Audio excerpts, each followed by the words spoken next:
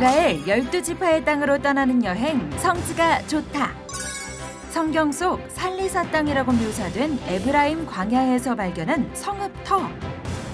바로 광야 지하에서부터 끌어올린 천연 샘물이 있었기에 가능했는데요. 광야의 물맛은 과연 어땠을까요? 그 너머 기도의 장소, 비잔틴 시대의 수도원과 성경 속 예수님이 거하셨던 마을 타이베, 그리고 그곳에서 크리스천의 자긍심을 상징하는 의외의 것을 발견했다고 하는데요. 이스라엘 12지파의 땅 에브라임 광야로 지금 떠나봅니다.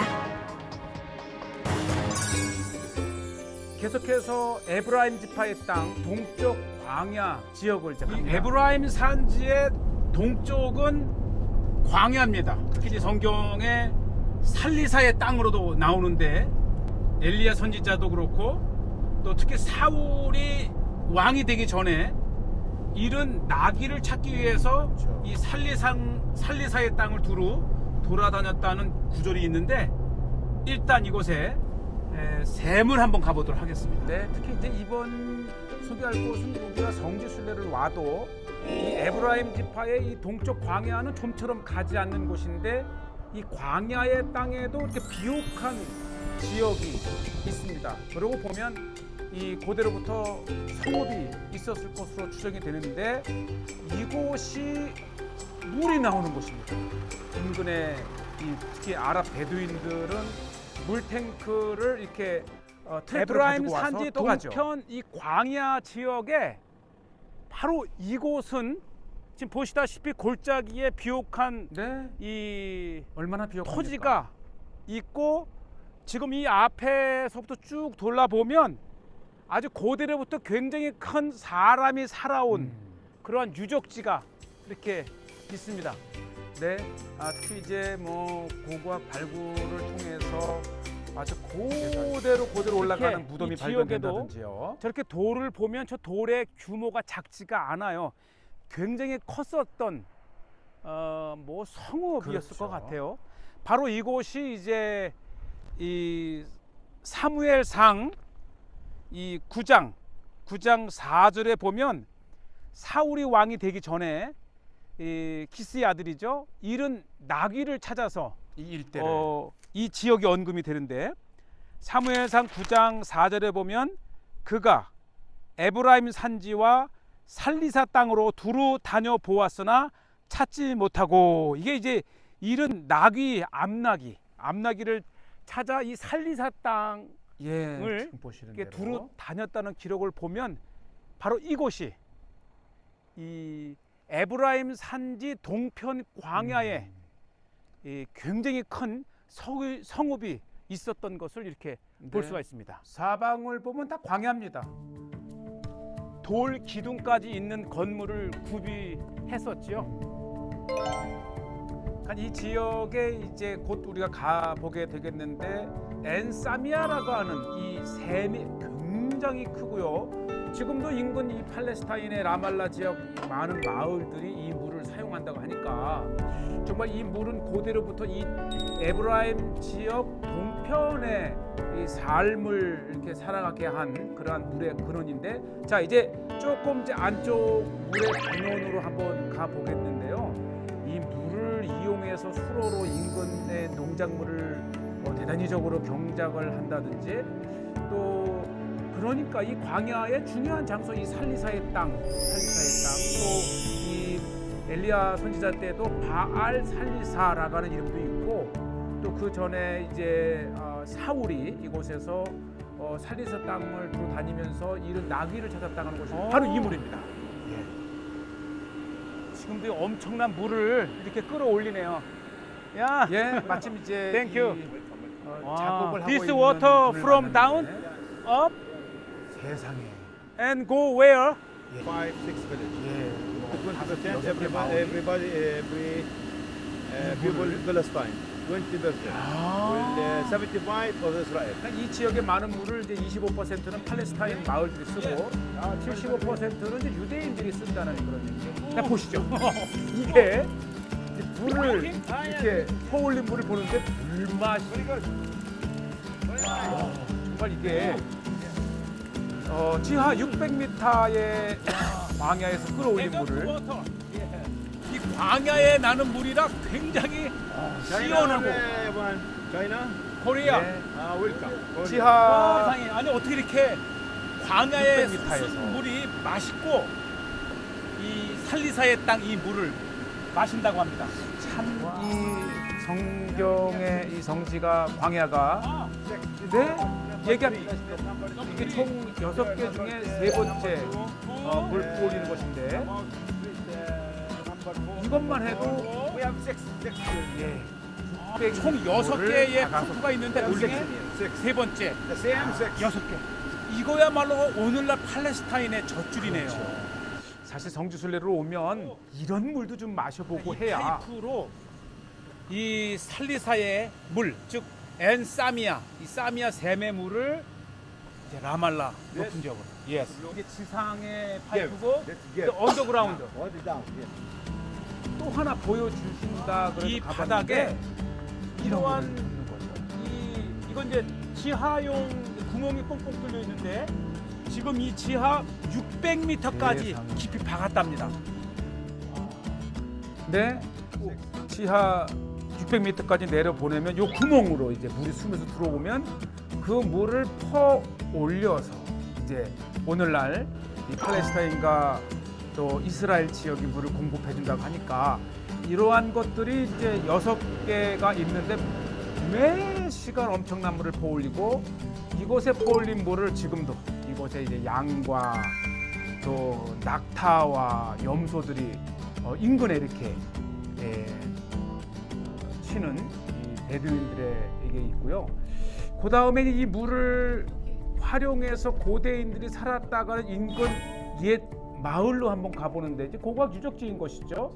이 로마 시대 때뿐만 아니라 그 이후에도 이전에도 요것이 이제 이 물들을 이렇게 수로로 수평을 유지하면서 끌어가던 시설이 이렇게 있고요.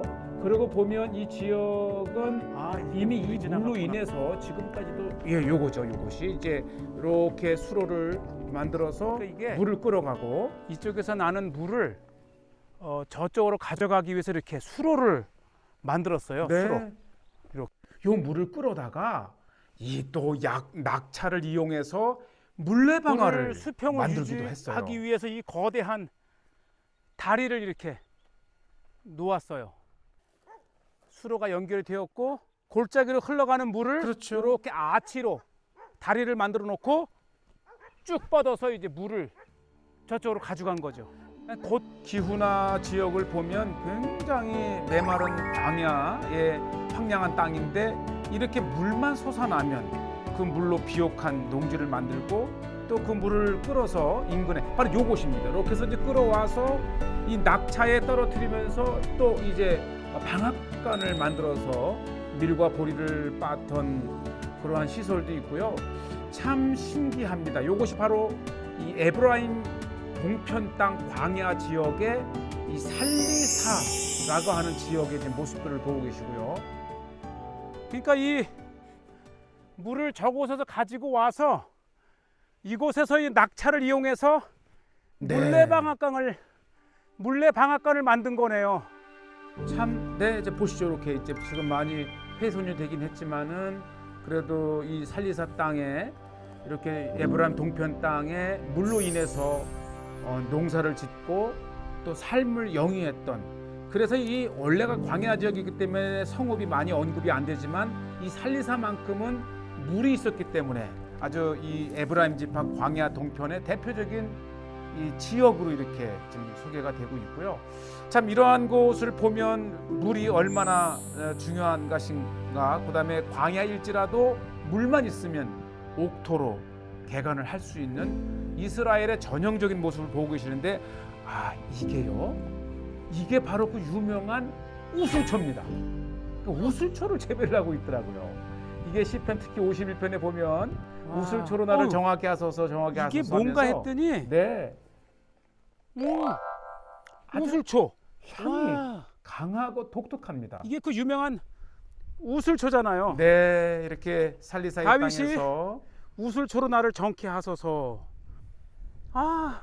네, 실제로 이게 꽃이 이 피네, 우슬초는 이 살균의 효과가 있기 때문에 특히 성전에서도 이 우슬초를 썼고요. 예수님이 십자가에서 네, 고통당하실 때에 맞아요. 이 우슬초에 신포도주를 찍어서 예수님의 입술에 놓아줘서 고통을 잊게 한 네. 우슬초는 성경에 많이 나오면서 정쾌하는 역할. 요즘에는 이제 뭐 샐러드라든지 차로도 마시고요. 또 요거를 말려서 빤 다음에 이 올리브 기름에 빵을 찍어서 먹기도 하고. 그 오늘날에도 이 히솝 영어로 또는 자타르라고 하는 이 우슬초는 굉장히 이 일상생활에서도 애용하는 것인데 물을 마셨는데 물 맛이 얼마나 맛있고 또 차가운지 생각이 나서 다시 왔어요. 한번 담아가겠습니다. 여러분들 성지순례 오면 저랑 여기서 살리사 땅의 광야에서 나는 물 한번 먹어보겠습니다. 네. 네, 아까 그 엄청난 물인데 뭐 떠가라고도 해서 조금 전에는 마셨지만 이제 살리사의 땅을 오. 떠나면서 한번 이 보시죠. 오. 물이 정말 깨끗하고요. 아, 이거야말로 정말 광천수입니다. 광야, 오, 시원합니다. 광야 600m에서 퍼올린 이 물은 정말 물 자체가 이 물 맛이 특별한 것은 광야의 지하 600m에서 끌어올리는 물이기 때문에 그렇습니다. 네, 이 지역을 닭자의 힘이 납니다.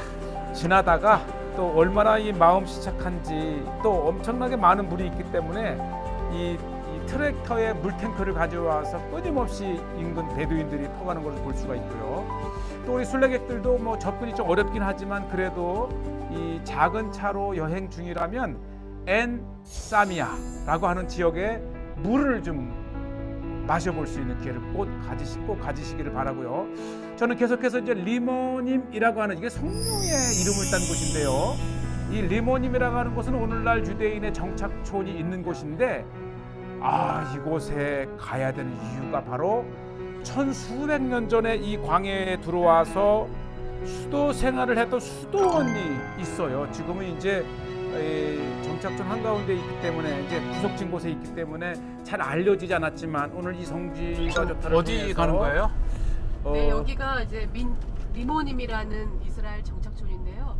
이 네. 안에 비잔틴 시대 때 수도원이 있다고 해서 찾아가고 있습니다. 자, 이제 곧 보시게 되겠는데 꼭 리모님이라고 하는 이 정착촌은 이 지도에서 구글 지도에서도 쉽게 볼 수가 있는데 이곳에 가시게 되면 천수백 년 전에 이곳에서 기도했던 옛 우리의 이 신앙의 선배들을 만날 수 있는 곳인데 바로 일부의 건물 흔적이 저렇게 남아 있어요. 정말 이 정착촌의 북동쪽 구석진 곳에 이제 그 유적지를 이렇게 보호를 해놨는데 바로 이곳이 수도원터였기 때문에 기도의 장소였기 때문에 꼭 가볼 만한 가치가 있고요. 지금 보시는 대로 바로 이렇게 이 거친 광야에 어떻게 이곳까지 들어와서 기도의 처소를 만들 수 있었는지 정말 이 광야는 기도의 땅이요 또 예수님의 영성을 배울 수 있는 에브라임 곳입니다. 산지의 동쪽은 뭐 저 건너편 요단 계곡과 요르단이 네. 보일 정도로 광야인데 이곳에 비잔틴 시대 때의 수도원이 이렇게 있었습니다. 또 이 탁 트인 광야의 수도원의 전망도 규모가 좋습니다. 굉장히 크고요. 이게 다 이제 수도원에 관련된 방이라든지 수도사님들의 거주지가 있고 저기 교회가 있고 예. 그러니까 이게 지금은 이제 꼭 한번 리모님이라고 가보시기 하는 바랍니다. 정착촌이 예. 있어서 마을 한 이 구석을 차지하지만 이게 다 이 황량한 광야에 네. 어떻게 여기까지 수도사님들이 찾아와서 수도원을 세웠습니다. 이 광야의 황량함 속에 이렇게 섰던 수도원 또 예배터였기 때문에 더 가치가 있고요. 지금은 폐허가 되어 있지만 이곳에서 우리 앞선 선 신앙인들의 선배님들의 그 숨결을 신앙의 숨결을 느낄 수가 있고요. 이곳이 아마 유대인과 관련된 유적이었다면 잘 개발도 했을 터인데 지금 정착촌 안에 있기 때문에 이렇게 오늘 성지가 좋다를 통해서 키부츠 또 정착촌 리모님의 여기 이거 보세요. 십자가에 흔적에서 이게 이제 수도원이었다고 하는 것을 보여주는 증거죠. 아직도 어휴 보시죠. 아주 생생한 모자이크가 아직도 이렇게 굉장히 화려하게 네. 수도원이 지어져 있었어요. 광야지만 이게 이제 동쪽. 이 기도의 걸 보고 열정은 있고. 이렇게 귀한 수도원과 교회의 예배처를 만들어 놨고요. 또 사실 이런 것을 돌아보면서 뭐 잠시라도 한편에 눈을 감고 기도해 볼 수 있는 곳이고, 아마 이곳이 이제 수도원에서 가장 큰 또 건물의 그 유적이 지금까지 남아 있는데, 이런 돌들을 가지고 웅장한 홀을 만들어서 기도도 하고 거하기도 하고 식사도 하고 또 주무시기도 했던 수도사님들의 이 아름다운 유적을 이렇게 보였고요. 바로 이것이 에브라임 땅 동쪽 광야의 리모님이라고 하는 정착촌 안에 있고요. 경계는 삼엄하지만은 이 모네스트리, 이 수도원을 보러 왔다고 하면 아주 굉장히 친절하게 경계를 근무하던 이스라엘 군들이 열어줍니다. 또 친절해요. 이렇게 제가 가도 뭐 아주 전혀 이렇게 낯설게 느껴지지 않고. 수도원이 있는 이 정착촌이 리모님, 네. 즉 성류. 아, 그렇죠. 성류의 이름인데, 성류. 예. 이 가나안 7대 소산물이면서 유대인들에게 종교적으로나 굉장히 중요한 상징적 식물이 성류죠. 아주 그 성류를 예술화해서 다양한 그림과 손바닥과 이 사람들의 그 흔적을 새겨 놓은 곳인데, 이것도 한번 볼 만한 것이고. 자, 이렇게 해서 저는 이제 에브라임의 동쪽 광야 수도원을 보고, 또 이 리모님이라고 하는 유대인 정착촌인데, 바로 저 정면 네. 언덕 위가 에브라임이라는 이 동네입니다. 그래서 성경에 한 겨울에 예수님이 이 에브라임이라는 광야로 나가셔서 한적한 에브라임이라고 하는 동네에 거하셨다라는 그 구절의 장소로 그럼요. 가보겠습니다. 요한복음에 예수님께서 한 겨울에 이제 예루살렘을 떠나서 한 동네에 들어와 사셨다고 하는 그 에브라임이라고 하는 그 역사적인 현장입니다. 자, 동네를 들어와서 이렇게 반갑게 십자가가 있는 유적지가 있고, 또 그렇지 않아도 이 지역, 이 에브라임 타이베라고 하는 현대 마을은 기독교인 아랍인이 사는 곳으로 또 유명합니다. 이 오늘날 타이베라고 하는 이 아랍 마을은 기독교인 마을로 유명하고요. 특히 이 타이베는 이렇게 예수님 시대 때에 에브라임이라고 그렇죠. 하는 이름을 가진 마을이에요. 이곳에 예수님이 한 겨울을 나기 위해서 이 사셨다라고 하는 기념비적인 교회가 이렇게 세워져 있습니다. 비잔틴 그렇죠. 로마 시대 때에 이미 이렇게 교회가 세워졌다고 하는 증거들입니다. 여기 이거 아니, 이 교회의 규모를 봐서 정말 에브라임이라는 동네의 예. 역사적인 예수님의 기념 교회고요. 굉장히 큰 이것이죠, 이렇게. 이것도 역시 이제 동네 언덕에서 광야가 훤히 내려다 보이는 곳에 세워졌던 교회이면서 수도원이면서 예배처였던 것을 볼 수가 있고요. 이 타이베 마을, 에브라임이라고 하는 성경 시대 때 마을 광야가 예. 보이는 이곳에 이렇게 교회가 하나 세워져 있고요. 특히 이곳은 지금 제 앞에 보이는 저기 저 안테나 네, 바알 하솔산 보이는 산이 바알 하솔산인데, 사무엘하 13장 23절에 보면 이 에브라임 곁 바알 하솔에서 이제 압살롬이 양털 깎는 날 이 암논을 죽이는데, 이 반대로 저 바알 하솔산 곁 에브라임, 이게 이제 에브라임이란 동네고, 오늘의 중요한 것은 요한복음 11장 54절에 보면 예수님께서 다시 유대인 가운데로 드러나게 다니지 아니하시고 거기를 떠나 빈들 가까운 곳인 에브라임이라는 동네에 가서 제자들과 함께 거기 머무시니라. 아멘. 그러니까 예수님이 이 겨울에 제자들과 함께 이 에브라임이라고 하는 동네에 머무셨다고 하는 것이고, 네. 그것을 기념을 해서 이렇게 이 예수님 기념 교회를 세워놨습니다. 정말 이 저 바알 하솔산을 기준으로 에브라임이라는 동네와 예. 요한복음 11장 54절에 에브라임이 딱 들어맞는 정말 역사적인 장소입니다. 그러니까 에브라임 땅의 동편이 광야 지역이지만 벌써 두 번째 우리가 이제 수도원을 보았고요.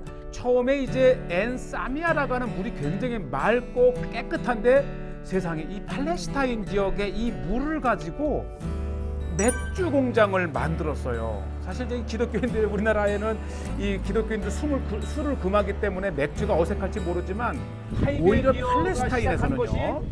1994년 바로 오슬로에서 그렇죠. 이스라엘과 팔레스타인이 평화 협정을 맺은 그 해에 시작한 그러면서 기독교인이 이 사업을 시작을 했는데 무슬림들은 술을 먹지 않지만 기독교인들은 알코올을 먹을 수 있다 해서 예수님이 머무셨다고 하는 에브라임이라는 동네 그리고 특히 이 살리사의 땅 그 엔사미아라고 하는 정말 맑은 물이 솟아나는 곳에 팔레스타인의 유일한 맥주 공장이 있어요.